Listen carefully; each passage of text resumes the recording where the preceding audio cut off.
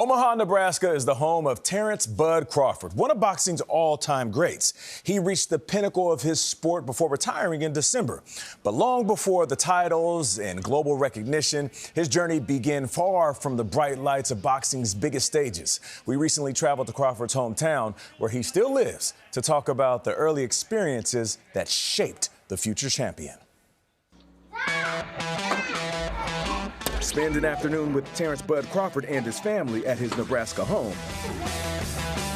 And you'll see his competitive spirit 6-0. extends far beyond the boxing ring. Now, he better score. Dang, I was supposed to end it on that. He says his drive is natural. Body punching is a lost art in our sport. Fueled by tough love from his mom growing up. A vicious knockout victory to maintain that status. What were some of the things that she used to say to you? She used to just be like, oh, you ain't gonna do nothing but go get your ass kicked. The knockdown right When here. she was saying these things to you at the time, how did you feel? Well, my mom knew me. She knew how I was gonna react. She knew I was so competitive. So I'd just be like, all right, I'm gonna show you. I'm gonna prove you wrong. Now that you're a grown man, how do you unpack her style of parenting? I don't wish she would have did nothing different. I love her for what she did because she built mental toughness. Fighting out of Omaha, Nebraska. Boxing became the outlet, a way for him to channel his quick temper and lure him away from trouble.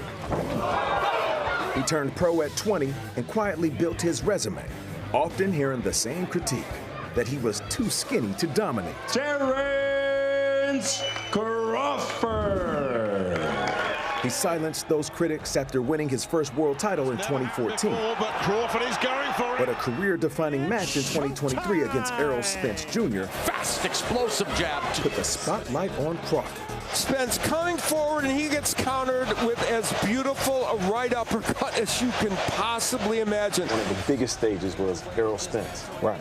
You were hell-bent on proving everybody wrong, and you did it in grand fashion. What do you remember about that fight when it came to people putting respect on your name? A lot of people don't know, like, I've been champ since 2014 till I retired. So I already had a name before Errol Spence even came on the scene. A little over 10 years. Yeah, they was pushing him. Yeah. And they was like, oh, well, Terence is trying to get clout off of Errol Spence's name. I'm like, I'm a why? champion. Like, come on now. Like, I support him. I'm a fan. Crawford would establish himself as the undisputed champion, collecting belts across multiple weight divisions. In 2025, he took a risk, choosing to face one of the biggest names in the sport, Canelo Alvarez. What did you see in Canelo that made you believe I could win this fight? I just always think and believe that I can win. It don't matter who it is. But they said Canelo's one of the greatest of all time. And so am I. People fail to realize they don't want to give me credit because They are now. they don't. You Man, still, you don't think they listen, saying your name with the greats? you still see a lot of people trying to tarnish my victory. by Those are saying- idiots. I know, but You are clearly one of the greatest boxers For sure. in history. For sure. Now 38 and a devoted father of 7, Crawford walked away from the sport on his own terms, undefeated with a perfect professional boxing record of 42 wins and 0 losses. You're at the perfect point to keep boxing if you choose to. Why now?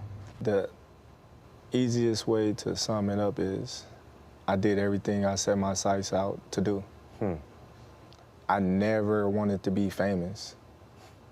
I never carried myself like out there like that, and I was just me. What better way to end a story than to do everything that you said you was gonna do, how you do it, your own way, and it's like so many obstacles was put in front of you to break you. You overcame everything, and you did it your way, and you smiled in their face, and at the end of the day, you said, I ain't got nothing else to prove.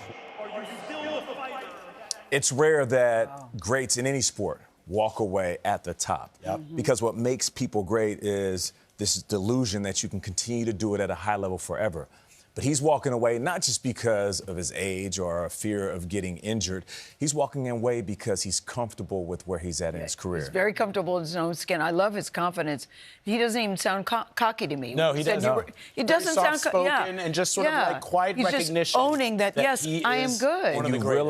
When you realize what he has been through, yes, you understand why he's the way he is. And he's going to go down as one of the greatest of all time. You got a little taste of that competitive fire, man. He drugged me around his house and kicked my butt. Hey, I'm gonna get my lick back, Terence. I promise you that. I need a rematch on that. Yeah, okay, Nate. You're gonna get your licks back. How did you feel when you left there, Mr. Burleson? I felt defeated. I didn't bring any hoop shoes. This guy came out with a headband, basketball shorts, basketball shoes. Terence, you set me up, bro. But thank you for opening up your home to me and my crew. Congratulations on a hell of a career in retirement.